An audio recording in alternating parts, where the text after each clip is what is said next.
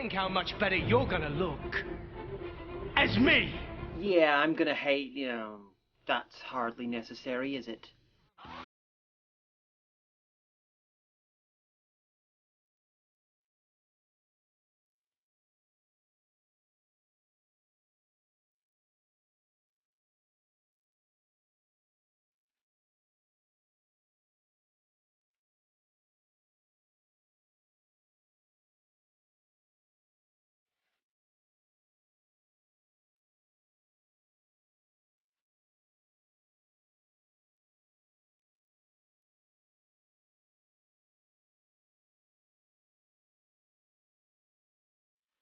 Hello and welcome to the end of time. Part, why the fuck am I putting myself through this? Mostly because my sense of self-worth is dependent on blip views, I think. The end of time. It's still shit. Did you know you could get the same effect as watching this review by repeating, I fucking hate the end of time 7,000 times into a microphone and playing it back at yourself in a loop? It'd probably be more fun too, at least for me. We have a quick flashback featuring Timothy Dalton's speech from the end of part 1, and I just noticed he says this. This was the day the Time Lords returned. I'll explain later for the audience, but you are talking from before you all died. From your point of view, you haven't been anywhere. Even for someone who can see all of time, this doesn't make any fucking sense because you haven't gone anywhere. We open on Gallifrey, the legendary home planet of the Time Lords. Their citadel is encased in the universe's largest snow globe, and as you can see from that break, someone shook that thing hard. The sky is a brilliant red-orange, which could really be seen the last time Outside on Gallifrey turned up in the series. But this actually isn't a fuck-up. The first description of the Outside on Gallifrey was in William Hartnell's era, and they described it as red. Oh, it's ages since we've seen our planet. It's quite like Earth. But at night the sky is a burnt orange, and the leaves on the trees are bright silver. So, point to you, new Who over old Who. Though saying that still leaves a nasty taste in my mouth. Hey, lackey guys, why are you letting your leader walk through a corridor that is right next to the outside world when the protective dome's been broken? Never heard about going underground to avoid bombardment? Because, humans worked that out ages ago. Or perhaps you could have been escaping in some sort of a nearly indestructible space and time travel vehicle? No? You've never heard of those? You don't have any of those to hand? That's a pity. That sort of thing could have been quite useful right now. This is the Time War. I hope all the fans of New Who are clamouring to see it are happy, because let me get this out there, I could not care less about the Time War. As far as I'm concerned, the only good thing the Time War ever did was be the inspiration for Babel Color's kick-ass video. And as far as I'm concerned, the only time the Time Lords have been done right on TV is in Patrick Troughton's The War Games. Godlike aliens who don't give a shit about anyone and who the Doctor is rightly terrified of. Seeing them become the bitches of an alien race that could once be defeated through clever use of a code is just the end result of 35 years of talented and not so talented people constantly ruining them. But back to what's actually happening. The Daleks have clearly invaded, fucked shit up, and then kinda vanished. Seriously, shouldn't they be bombarding the place right now? Actually, no, there's a reason for this. Stephen Moffat asked Russell T Davies not to use the Daleks in this episode, therefore making this scene make less sense than originally intended. It was the least I could do because he tried to cripple my season before it began! Yes, well, fuck you, you stupid head. Your head is stupid. You are a stupid head. At least I have a career outside of Torchwood Miracle Day. You didn't have to go there. You didn't need to say that shit. And why is Rassilon on his way to talk to a lost member of the Sisterhood of Karn? The last thing we saw him doing, he was yelling about his evil plan to a large gang of people behind a spit guard. Why is he suddenly convening a meeting inside the Phantom Zone? Because the whole of the last episode actually takes place off-screen partway through this one. The visionary confirms it. Ending, burning, falling, all of it falling. I have been gifted to see more or less into the cycles of time. All of her prophecies say the same.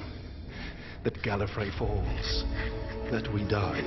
Maybe I'm alone in this, but I'd love an explanation as to why a race with direct access to the future would need a fucking fortune teller. Let alone one that needs to be fucking interpreted. So they all talk about how they're all going to die, and the Lord President, Rassilon, who actually was one of the 3 guys who invented Time Lord Society, and was last seen in the TV show being immortal and trapped in stasis in a tower in the centre of the Death Zone after being deposed the last time he was Lord President, doesn't much like the talk of defeat. I will not die! 1. Rassilon's immortal. The whole point of the villain's plot in The Five Doctors, the only other time he turned up in the series, was to gain the secrets of his immortality. which he didn't share. 2. The villain was foiled when Rassilon turned him into a sentient, still-living statue for all eternity, with the power of his mind while being in stasis. Why does a guy who can turn people into statues with his mind while being unconscious need a fucking glove to disintegrate someone? And lastly, 3. Why is an immortal terrified of being killed? Oh, and one more thing. Now, a little backstory to this point. When the Doctors got together in the classic show, the first Doctor was always portrayed as wise and a bit all-knowing. I realise that doesn't make much sense because he's the youngest, but that's how it was. I honestly cannot recall a time when he was explicitly shown to be wrong in a multi-Doctor story. And he had this to say about Rassilon in The Five Doctors. He knew very well that immortality was a curse, not a blessing. I will not die! He knew very well that immortality was a curse. I will not die! And it's not like there's a lot of character development between this appearance and him turning up in the end of time. These are literally his only appearances in the TV show. He knew very well that immortality was a curse. I will not die! You cannot get more of a 180-degree turn with a character. Well, you could, but everything on top of this would be purely aesthetic. Harry Mudd turned up twice in classic Star Trek. The first time he was a sleazy, thieving con man and basically a proto-Ferengi, even if he was human. Imagine the second time he turned up, he was Space Jesus. Not conning people by pretending to be Space Jesus, but literally Space Jesus. And there's never an explanation as to what the fuck happened. That's what we have here. He knew very well that immortality was a curse. I will not die! Fuck you, you took a reluctant immortal, and you made him a pathetic guy terrified of death. Sure, the original guy wasn't exactly groundbreaking or anything, but it had some depth. You changed everything and you made him much worse. Fuck you. The last time this guy turned up, he was basically the Time Lord living god. Now he's the worst part Timothy Dalton ever played. And I've watched Sextet. More than once. How both the actor and the character have fallen. There is one part of the prophecy, my lord. And why are you using paper? On Gallifrey, the art of using pens and related shit is so dead that they used computers to create art. Why are you using paper for military shit of all things? So, the prophecy that they will all die also says that 2 of them will survive and fight again, and it involves Earth. Based on this very vague shit about 2 Time Lords surviving and fighting on Earth, Rassilon somehow manages to work out that they're the Doctor and the Master. Though, to be fair, it does seem statistically likely. He also works out pretty much the entire plot of the previous episode, and later on, for him, earlier on for most other people, tells the story to all the Time Lords from the end of the previous episode. And gets it all 100% right.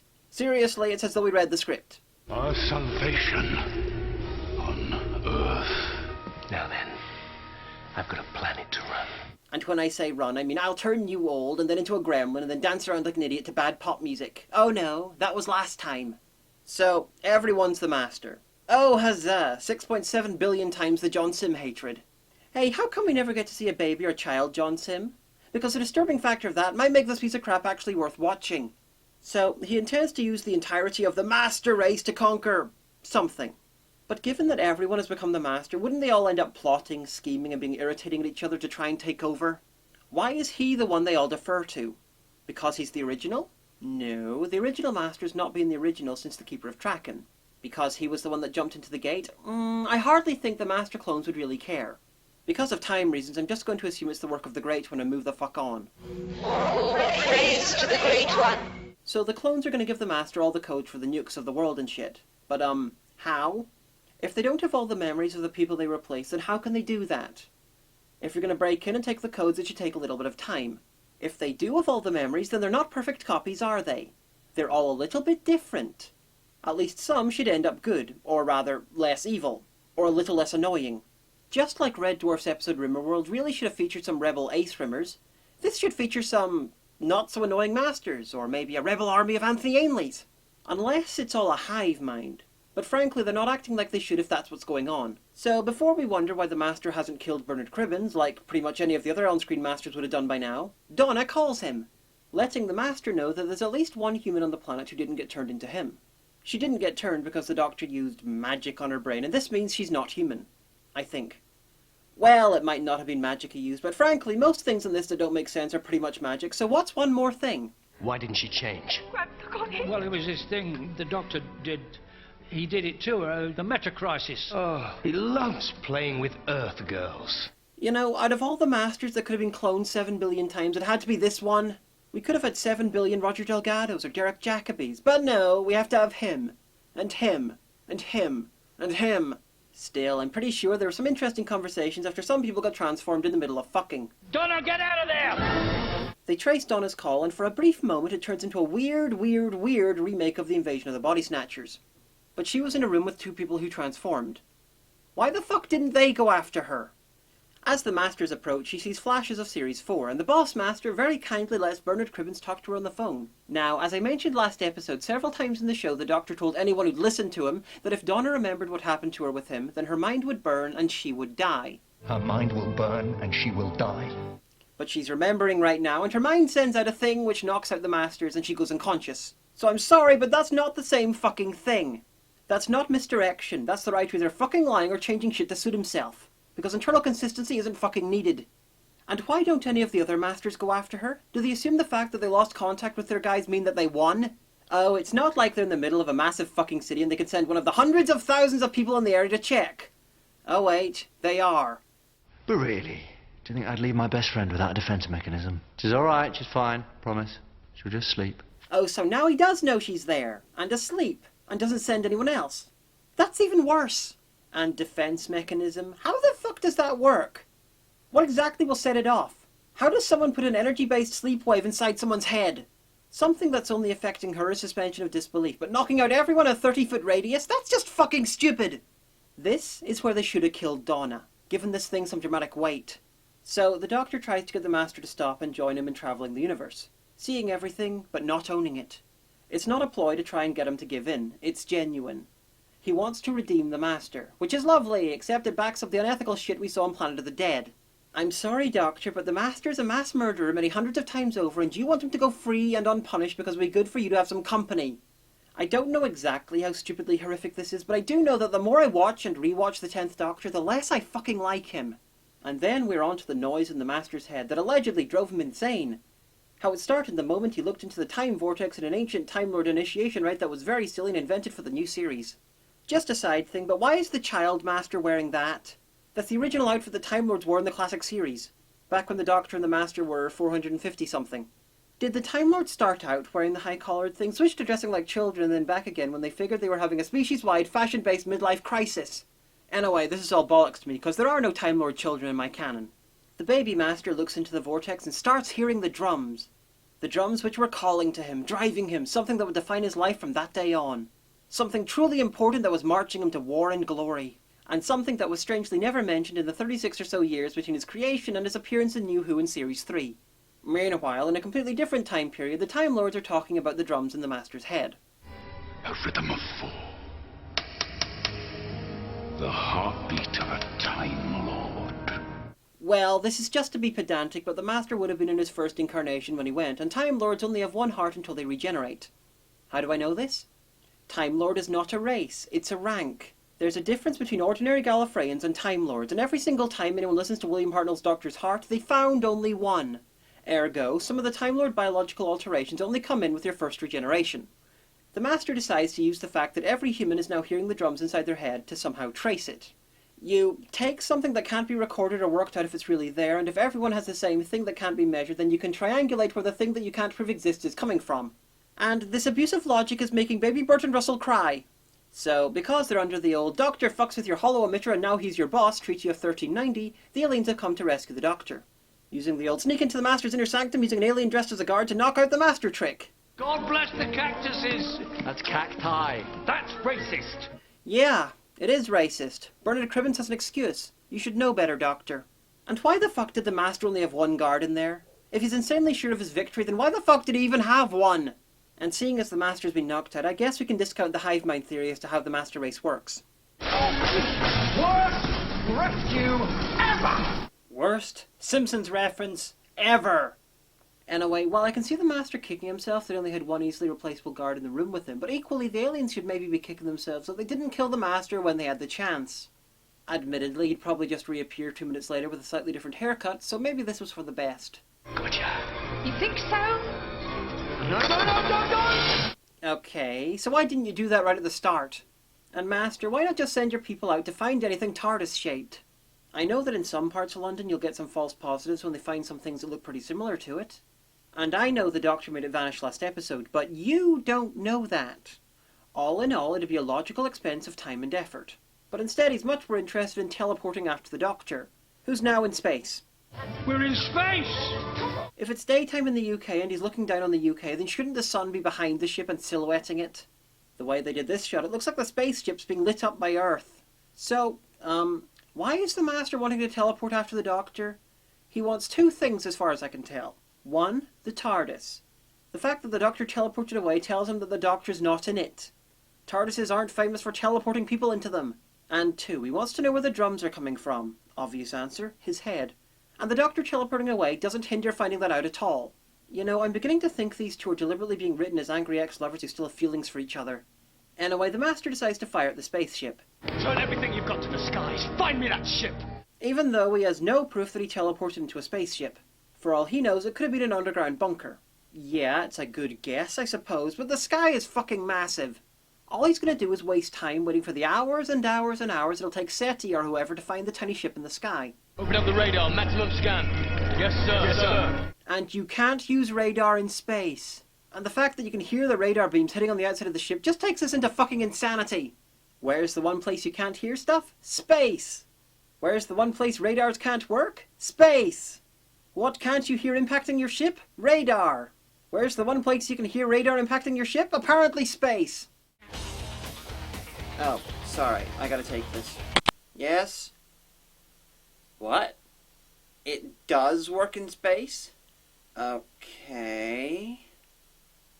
So I've been told that radar apparently does work in space. So as an act of contrition, I'm gonna beat my own head in.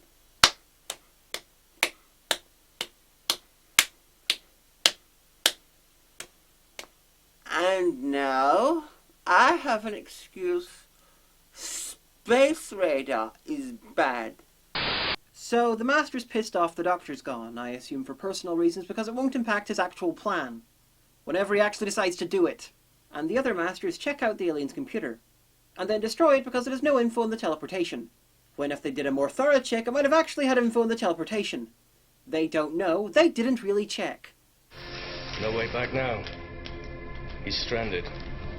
Oh, and everything's destroyed in the ship because the Doctor used his magic wand and instantly broke everything except for the mood lighting. He was trying to shut stuff down so the radar wouldn't spot them, and I think Russell T Davies doesn't know how radar works. Anyway, he destroyed everything. I don't know if this is more stupid on the part of the sonic screwdriver being so fucking powerful that it could probably gain sentience, or the Doctor for not knowing the difference between switch stuff off and fucking break it. The engines are burnt out. All we've got is auxiliary lighting. Everything else is kaput. We're stuck in orbit. Thanks to you. You idiot! Yeah, I know you there, but you've got a plan, haven't you? Hey? Come on. You've always got a trick up your sleeve. Nice little bit of the old Doctor flim-flam sort of thing, hey?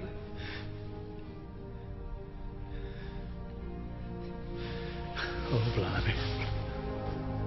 So they're in a broken, vaguely insectoid spaceship. There's one human, a guy with a weirdly shaped head on display, a man who's full of himself, and an angry woman.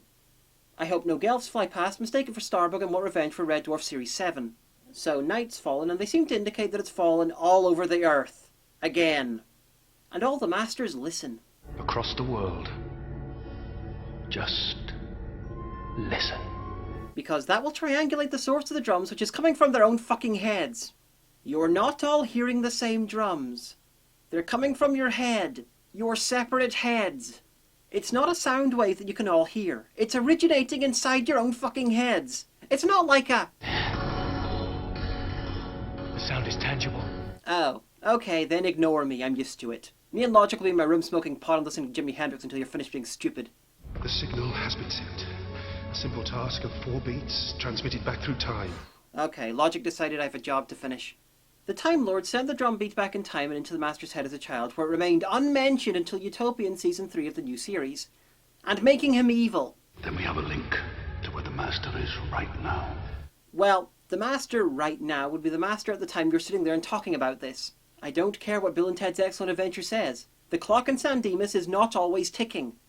You cannot locate the Master right now by locating him at a different time in his time stream, at a different time altogether, and calling it right now. Especially considering the Master said that during the Time War he ran off to the end of the universe and became human. If you want the Master right now, as in the Master 3 weeks on from his time stream since he vanished 3 weeks ago, he's Derek Jacobi being kindly and fucking an underage insect woman. Not John Sim being multiple knobs at once. Okay, so the Time Lords are trapped just before their destruction at the hands of the Doctor because of a time lock, which is a piece of history that can't be altered. But surely that can only work if you're an outside person trying to change what's already happened. You can't know you're in a time lock if it's your fucking present. Maybe it's a crap way of saying it's a predestination paradox. Anyway, they're trapped and unable to change the past or the future, but they have somehow managed to send the drumbeat back through time and into the Master's head, therefore changing the past. This is just my guess, but since the script says that they can't do anything that would make sense, that means the insane and the crap must work. A little bit like a writing equivalent of the one-eyed man being king in the world of the blind. Anyway, because they can't change the past or the future, they decide to change the future by throwing a crystal into a hologram of the Earth, which teleports it to the real Earth when the Master and his clones are trying to find the source of the drumbeat by listening. And just in case you're wondering, no, I won't bitch about the teleporting technology because Time Lords have used stuff like that before. But why are they suddenly allowed to change their future if the entire point of the made-up problem that they're stuck in says that they can't change their fucking future? We can't change the future except when we can.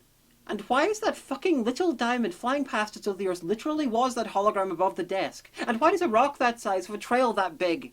Get out there and find it! Surely one of your 7 billion clones would be closer than them, but never mind, because it's arrived, and if someone touches it and turns into Stephen King transforming into a plant, I'm out of here. So Bernard Cribbins goes for a walk in the alien spaceship, which from the outside looks like roughly the size of a few buses. Still, he manages to find the paper factory that they hid in the engine room, and runs into the woman in white again. She's still supposed to be the Doctor's mother, but fuck that. I've decided she's Romana. Apart from being Romana, she's pointless. She cryptically reminds Bernard about the gun he brought. She doesn't say why or answer any questions because she knows she's in a TV show. You know, for a guy who prides himself on creating realistic and emotional characters, Russell has an obsession for having people act in ways that no one ever fucking acts. And you know, doing the allegedly impossible and breaking through a time lock just to appear to an old man and being irritatingly cryptic, she might as well be a teaser from Hitchhiker's Guide to the Galaxy.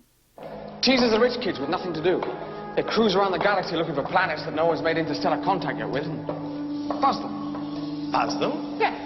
They find some isolated spot and land right by some unsuspecting soul that no one's ever going to believe and strut up and down in front of them making beep, beep noises. Rather childish, really. And where did the gun come from? The Master found it earlier and threw it on the ground. Did he pick it up when they were escaping? Because I didn't fucking see that.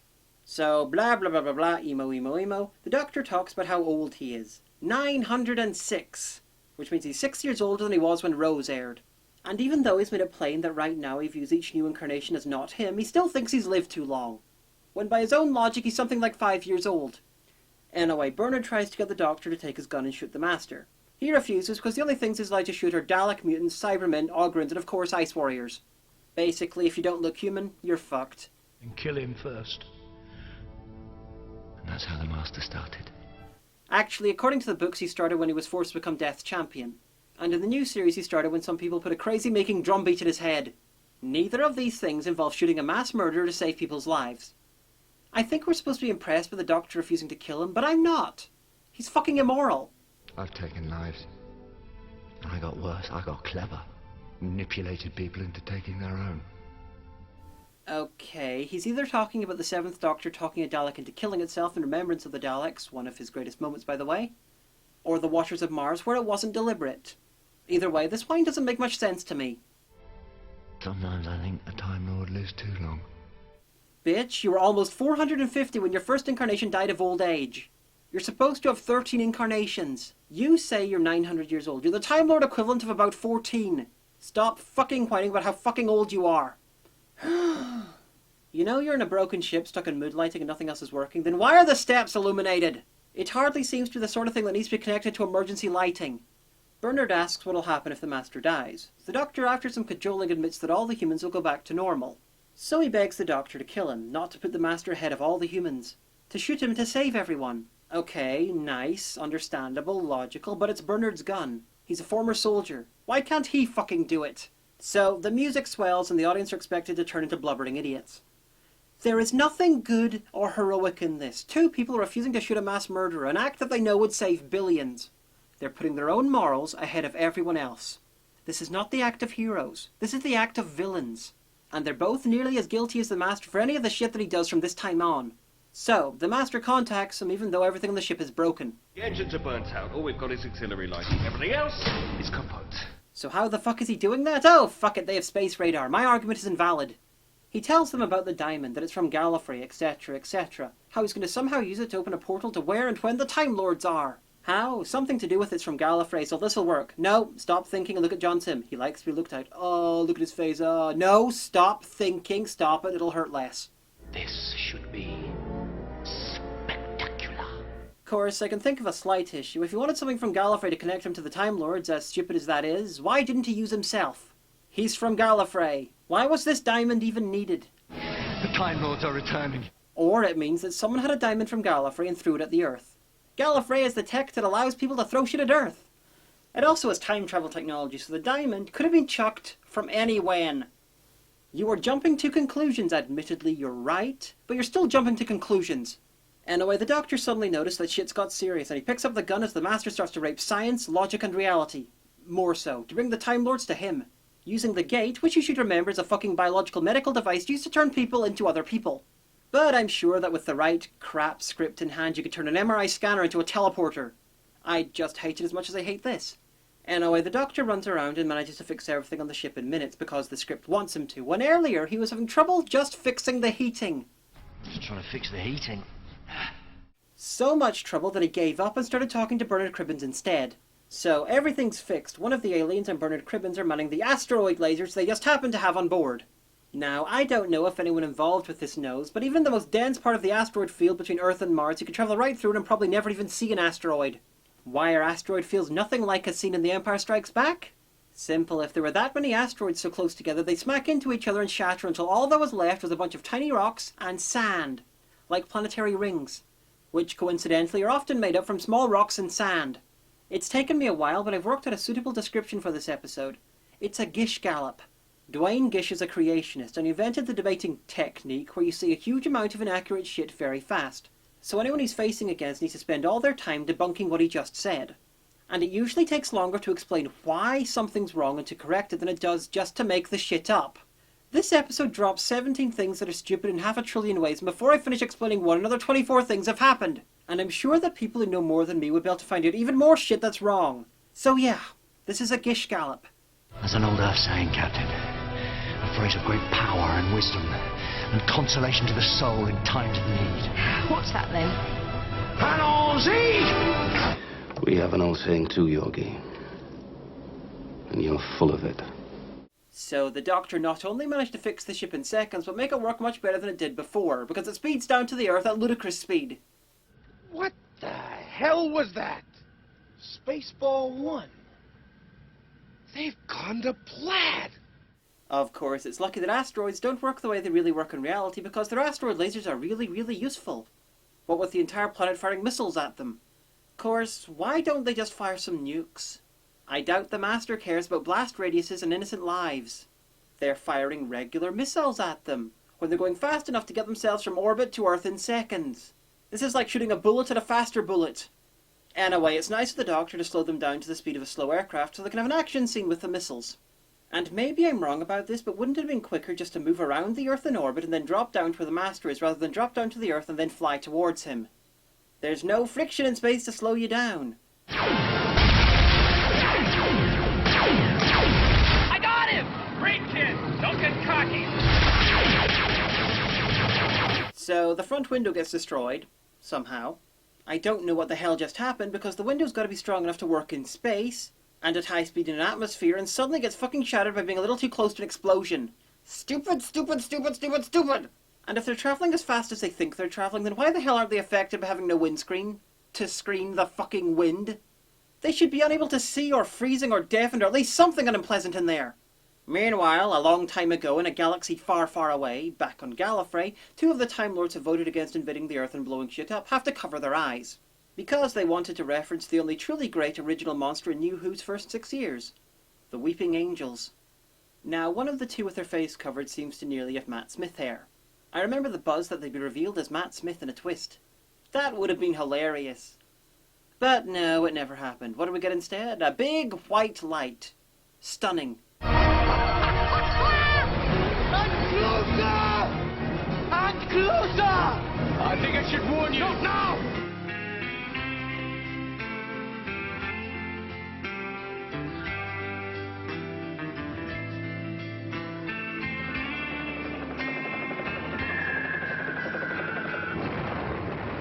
You know, at the speed that they're meant to be going at, by the time he said that, he would have gone from out of visual range to already arrived.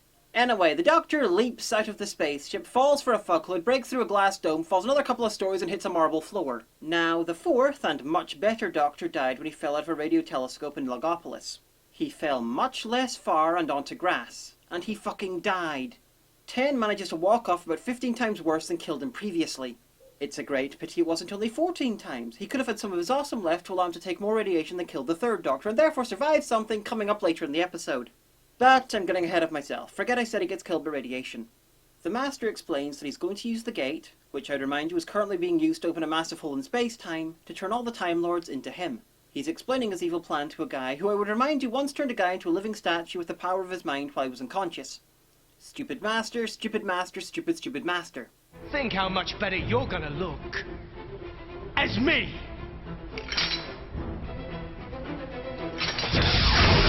Of course, old school Rassilon wouldn't have needed the fucking glove.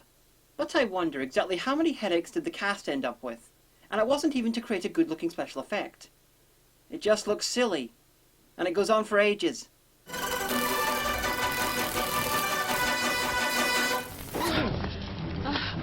On your knees, mankind. So they then reveal that they're not just bringing the species back, but the whole planet. Which would seem to be a bit silly to me because the planet's kind of not gone through your silly white gate thing. Exactly how is it appearing? Why didn't they just have Rassilon take control of the gate and use it to turn all the population of Earth into the Time Lords? Would have been a little less ridiculous because it used the ridiculous technology they already established, rather than constantly inventing new ridiculous uses for that ridiculous technology. I mean, they introduced a medical machine whose purpose is to turn people into other people. Great. But then they turned it into a portal. And then ignored the portal and instead just teleported a fucking planet. This is like an X-ray machine that can, with some alterations, be turned into an X-ray machine that can create portals and teleport planets. From another time period. And if the planet's being teleported, then why did Rassilon need to appear on Earth? Besides, for the drama. Oh, and the gravitational stress of having another planet appear right beside the Earth is actually having some sort of an effect. Brilliant. Why didn't they think of this when they had the Earth teleported across the galaxy, kept close to 27 other planets, and then dragged across the universe with a TARDIS about 3 or 4 episodes ago? And I love how stupid people have a tendency to run in movies. Even when they're seeing a massive fucking planet in the sky. You can't outrun a planet. And why is Gallifrey still bright orange? I thought it was being lit up by a red-orange star. Surely in our solar system it should be a little less bright orange. We're getting out of here. This whole planet's going to be knocked out of orbit. So the aliens leave, their windows are shattered, and there's a hole in the bottom of their ship. What the fuck does a vacuum seal really do in space anyway? This is what you get for wanting to fuck your daughter forever and ever and ever. I trust you learned your lesson, Mr. Naismith. So Bernard Cribbins lets this guy out of the glass radiation booth because I guess he'll be safer from the evil scary planet without the worry of having all the radiation landing on him. Clever man, that's technically true. But wasn't Rassilon supposed to be demanding everyone bow down before him, a la this guy? You will bow down before me! What's the point of demanding an entire species kneel if a few seconds later you're okay with letting them run off? I know it's so you have less actors around for the grand finale, so you have less extras to pay. But your villain is being shown to be stupid and ineffectual. And you're making your grand finale a lot less grand. Anyway, talking. The Time Lords are bringing with them a bunch of stuff from the Time War, because the writer said so. But if the time lock's broken, then everything's coming through. Not just the Daleks, but the Skaro degradations. The horde of travesties. The nightmare child. The could-have-been king with his army of meanwhiles and never word. The terrifying, nasty thing. The king of the oh-so-impressive-sounding evil men. And of course, the too expensive to show on screen, but we swear it's awfuls. Of course, all these things will kill everything. I'm not sure where they're coming through, though, unless they're on Gallifrey. And if they are on Gallifrey and as terrifying as he thinks, then why didn't they just kill the Daleks? And win the war? Also, if they can kill everything. And if you want them to stay there, then why not just use the portal you've got as a portal and not transport the fucking planet? Because if they did that, then the Doctor in the past could wipe out the Daleks and all the evil creatures, and now the Time Lords could peaceably go back to Gallifrey as it is now and recolonize their homeland. And we can't have that because Rassilon has become a card-carrying supervillain. Now, Rassilon was never a good guy. He was trapped in a tower and unconscious after he was overthrown as the boss of the Time Lords because he was a bastard. But he's never been a supervillain who'd like to destroy the entire universe. We will initiate the final sanction. The end of time will come at my hand. Oh, I guess he is then. Sorry, Don Warrington, your multi-layered Rassilon from the 8th Doctor Autos has been replaced by an overacting evil former James Bond.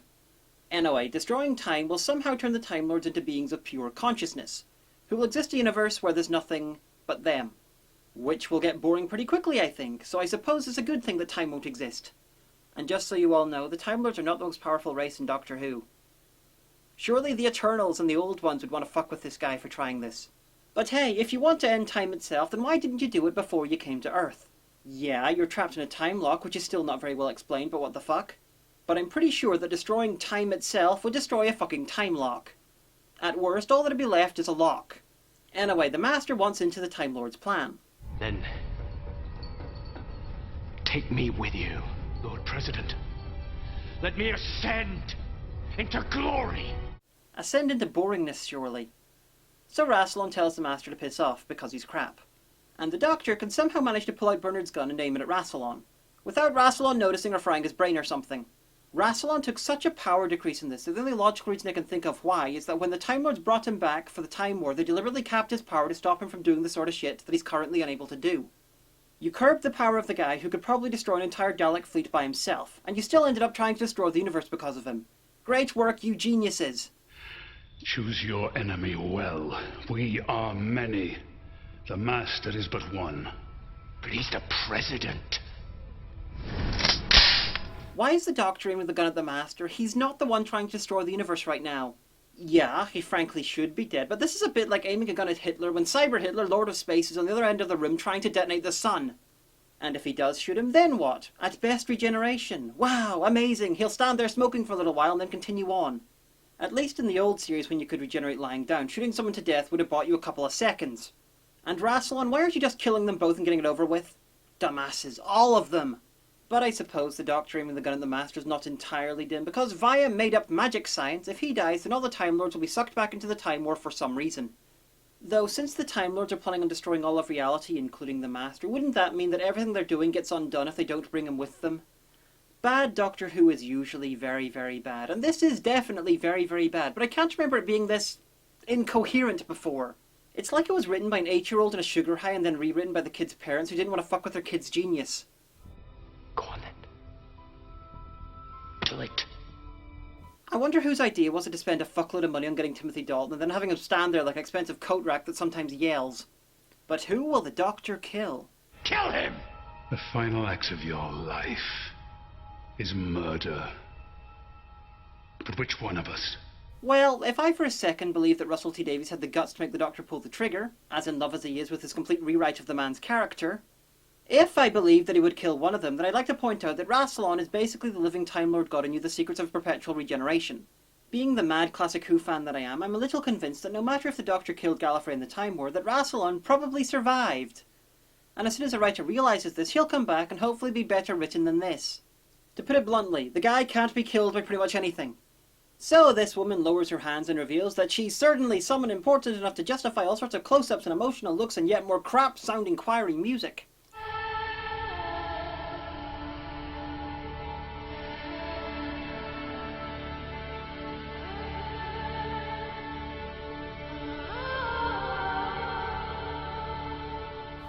Sorry, I don't like Doctor Who soundtracks sounding so musical. And the blatant attempts at emotional manipulation do not impress me. Sure, most music at the core is trying to emotionally manipulate us, but Murray Gold's is the musical equivalent of a flashing applause sign telling us to cry. Anyway, she nods and looks towards the Master, so the Doctor reads her mind. Get out of the way. He shoots the diamond.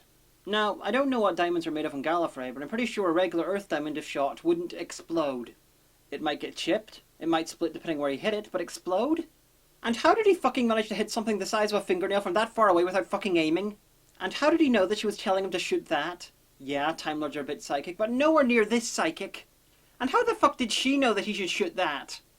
And even if I am wrong about diamonds and they do explode when shot, what the fuck sort of material could survive entering into the Earth's atmosphere, crashing and not losing any of its size to burning up, and then explode when fucking shot? The link is broken! Back into the Time War, Rassilon! back into hell! So, yeah, the link's broken. So why aren't the Time Lords being sucked back into the Time War? Because they're acting like that's what's happening, but on screen it's obviously kind of not. So, remember what I said about a kid in a sugar high wrote this? Well, I'm now thinking that it was something else white and powdery, but not sugar. We have the Master turning into a skeleton, firing lightning blasts at Rassilon to save the Doctor's life. This is possibly the fanfictionist thing I've ever seen. Normally seeing this sort of thing would make me applaud the sheer craziness, but no. Coming at the end of this, it's like a cherry on top of a massive cake of shit. And the cherry's made of shit too. And, why does the Skeleton Master have eyes? And I love that this Time Lord's expression never ever changes. His god is being struck by lightning and he's being sent back in time to a war that will kill him. And he doesn't give a shit. It's nearly endearing. So the Master's gone into the Time War with the Time Lords and Gallifrey, ready to be killed by the Doctor during the Time War years ago.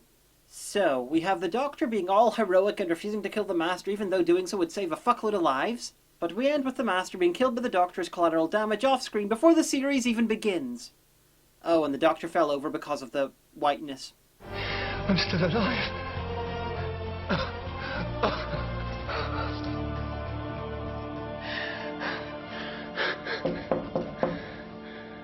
So, the four Nox are revealed to be Bernard Cribbins inside a radiation chamber. All the radiation from the reactor will be vented into this chamber and it can only be saved if the Doctor takes his place. Now, why would anyone create a safety feature that only works if someone dies? This is like having a fire extinguisher that only works if it smells burning human flesh. If only the Doctor had access to a space-time machine and a friend who's immortal. And Doctor, I bet you're feeling stupid now. If you just shot the Master ages ago, this wouldn't have happened. I mean, he ended up just as dead by your hands, and now you're gonna end up dead too. But I understand, your ethics are more important than anything. It's just a pity that right now your ethics are pretty shit. So, like the 9th Doctor, the 10th Doctor has to sacrifice himself to save his companion. Whoever said originality was dead. Of course, the 5th Doctor did the same, but he did it well. Now, I hate the 5th Doctor as much as I hate the 10th Doctor, but his last story, The Caves of Androzani, had the Doctor saving his companion and sacrificing himself in the process, and it was just brilliant. In The Caves of Androzani, both the Doctor and the companion got infected, and unfortunately there was only enough cure for one of them. So while the companion was on the verge of death and unconscious, the Doctor gave them all the cure. This by far is the poor cousin. And you know, as far as I'm concerned, the Doctor being killed by radiation only works thematically when there's a giant spider involved. So, ranting and raving and screaming and kicking like a toddler having a tantrum. I think most of the previous Doctors, even the shit ones, would look at this scene and feel embarrassed. I see dignity went out the window with our sense of style. I know me. He's planning something. He's going to dazzle us all with his... I'm reaching, aren't I? Yes, this is a bigger embarrassment than that one about the Nyman. Yes, is it too late for us to cross our time stream and drown him? What he'd want? It might actually be worth danger to the web of time. I mean, I'm going to be him, and I want to kill the bastard. We're all going to be him. Let that sink in for a second. Hey, I'm the one who had to meet the jackass. Well, I wore a... Well, look at what I'm wearing, and I wouldn't be seen dead in this thing. And by thing, I mean episode. Well, you will be. So will you. Touché. Now, you're all going to be a little upset about this, but I'm seriously considering killing myself. Don't do that. You'll just become him sooner. Besides, I'm the one right next to him. I can almost smell the whining from here. I was never really him. But even I'm feeling polluted by all of this. I'm sort of him, and I'm seriously considering moving all his DNA. Of course, it'll leave me as 100% Donna, but that's okay. I've got to get rid of Rose somehow, and I don't think she's a lesbian. I'm non-canon, and you have my sympathies. Hey, sorry to interrupt. I'm David Tennant. I saw you were all having this logically impossible meet-up, and I just wanted to add, I'm an actor, and more than that, I'm a 4th Doctor fan. I just wanted to meet the Zygons. I didn't choose the scripts. Just please remember that. Right. Hello. Blimey. Sorry I'm late, everyone. Was just going to visit a companion and someone hit me with a hockey stick. I've done some thinking, watched The End of Time, and I'm sorry. I was a jackass. It's alright. You watched The End of Time. You suffered with the rest of us.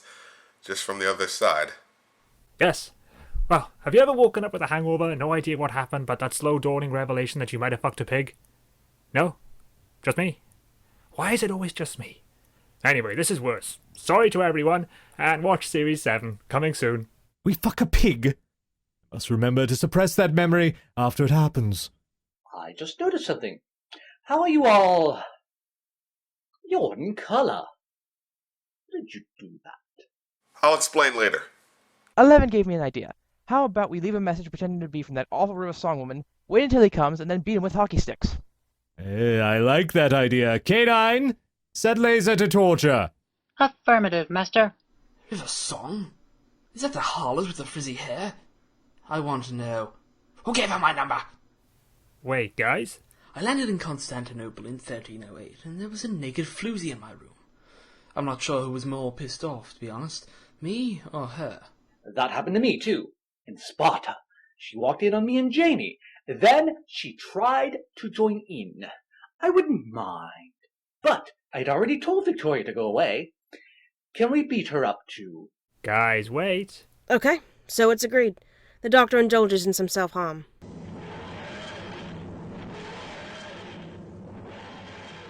Guys, I think you're all going to beat me up.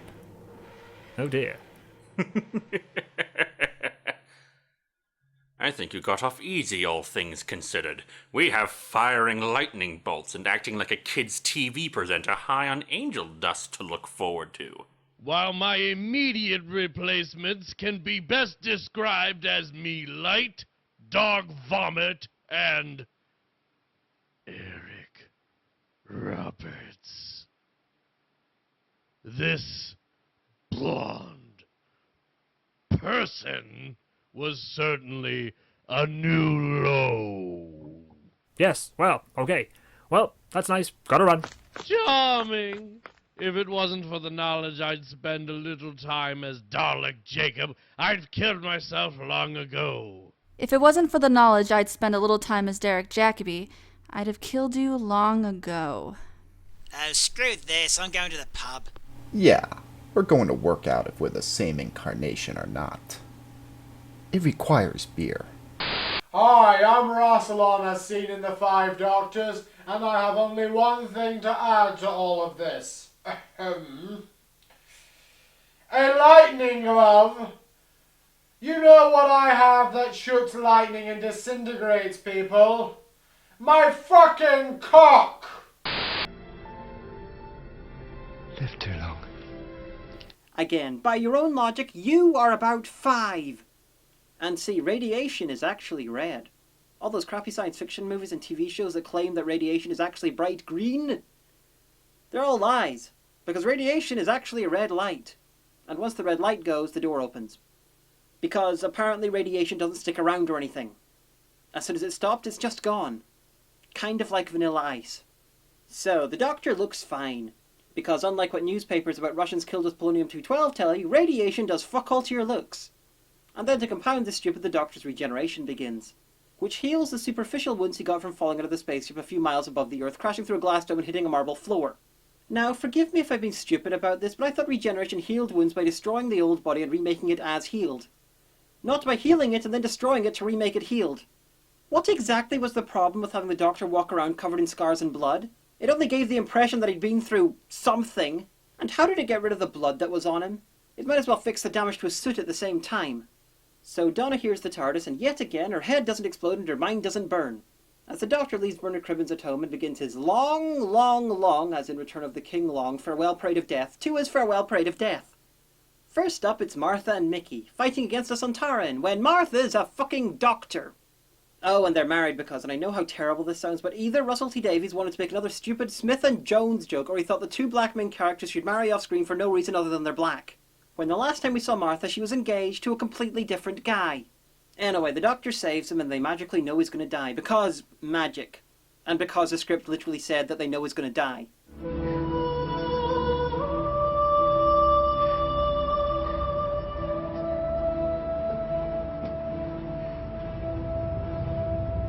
My theory is that they can hear the fucking music. And then we're off to the next one. The Doctor saves the life of Luke from the spin-off show The Sarah Jane Adventures. Of course, he acts like he's never seen the Doctor before, but he kinda, sorta did in The Wedding of Sarah Jane. And it's frankly weird seeing this place look so unsummery. And Sarah Jane knows he's off to regenerate too, and she cries because she's treating it like him dying, even though she's known 3 incarnations of him and has seen regeneration firsthand. Then we're in the future, and the Doctor sets up Captain Jack with the whiny little indestructible bastard from Voyage of the Damned. Captain Jack is currently down and depressed because he needed to sacrifice his own grandson to save the Earth. But he's always in the mood for a quick fuck. Actually, I shouldn't complain about that because that's exactly in character for him.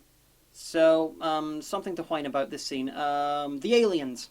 Some of them are from the present day, some are from the far future. Why are they in a bar together? Are we supposed to believe that they didn't change over the years? Oh well, humanity didn't really either. Damn it. Next scene. No, wait, in the previous scene they were playing that fucking awful song from Daleks in Manhattan, so, bitch, bitch, bitch, bitch, bitch.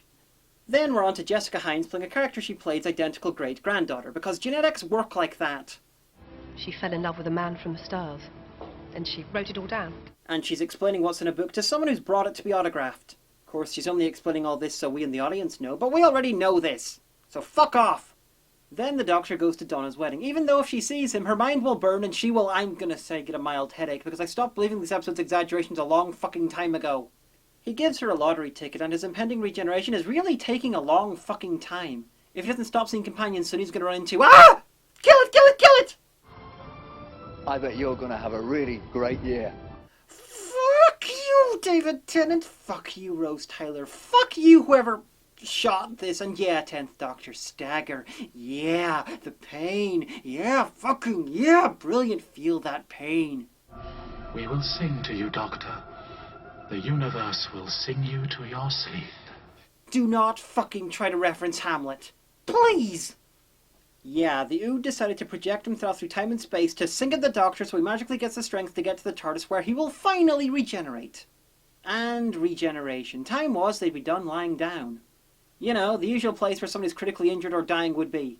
But now they need to be done standing up. Because it's heroic or some shit.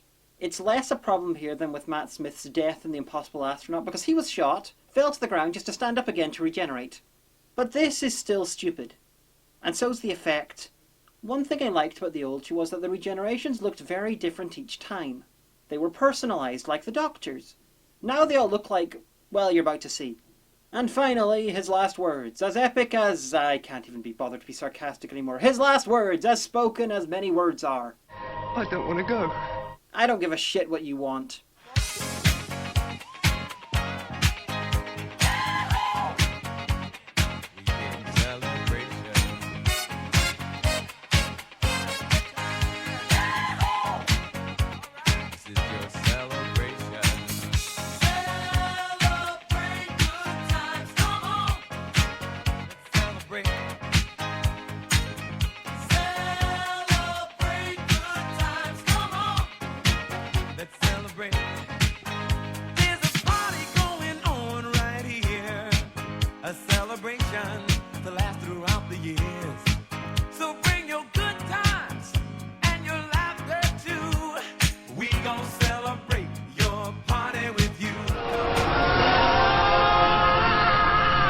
This was an incoherent mess. It speaks volumes that the scene with Matt Smith was the best part of it, and it was loud and annoyingly directed. The regeneration still manages to look worse than the Sylvester McCoy Paul McGann one almost 15 years earlier. To be honest, I expected that, because they are so fucking in love with their shitty effect. But this one managed to look even worse than the Derek Jacobi John Sim Master regeneration a couple of years before, with the same fucking effect. Do I really need to sum up my feelings about this? I spent something like 2 hours ragging on it. This is shit. Not as bad as Fear Her, but whereas Fear Her took 45 minutes, this is closer to 2.5 hours. My hate is justified, and so's the length of the review. The David Tennant Farewell Parade of Death had exactly 2/3 of a good episode, and that's Waters of Mars. Avoid the rest of it. David Tennant is a Doctor Who fan, and an okay actor. But like his predecessor Christopher Eccleston, he shouldn't have been allowed anywhere near the part of the Doctor. He's okay at playing variations of the same person, but none of those variations resemble the Doctor. Russell T Davies is a fine writer, when he has limits. Doctor Who, from a story point of view, and the way the series is set up, meant that he had almost none. Except budgetary. If he writes about reality, he's fine. If he writes about reality plus something weird happening in reality, like in The Second Coming, he's brilliant, though still obviously flawed as fuck. But when he writes about something that can be disconnected entirely from reality, he is fucking awful. As a thought experiment, I tried to come up with a way this episode could be improved. Now, the obvious answer was to cancel the shooting and go straight on to the 11th hour with Matt Smith. But I decided to do the difficult thing and try to make it into an okay episode. So here goes. There's no he'll knock 4 times or the Ood Vision in this version, by the way. In the pre-credits sequence, the Master returns with the aid of his wife. We find out that the plan in The Last of the Time Lords was actually a red herring. He pretended to be insane and then allowed himself to be defeated in a cripplingly stupid way so he could be killed, and have the Doctor believe that he's dead. The Doctor won't look for someone he believes is dead.